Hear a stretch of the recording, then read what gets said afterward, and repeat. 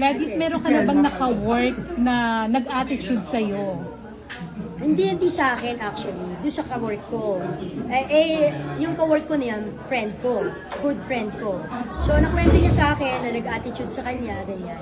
So, nagkataon magkakasama kaming tatlo sa isang show. So, nung nalaman ko yon, sabi ko, kailan ko makakatrabaho yan? So, bago pa kami nagka-eksena, nakarating na sa kanya. Siguro sinabi ng mga staff na na nakarating sa akin na yung good friend ko inatitudean niya. So, nung tamang-tama, magkakasama na kami sa taping, wala pa man, sabi niya, umiiyak na siya. Pwede po ba kayo makausap? So, ako naman, tanga-tangahan ako. Ha? Bakit? Deadman ako. Sabi ko, galit po ba kayo sa akin? Sabi niya. Hindi ako galit sa'yo, nabubuwisit ako sa'yo.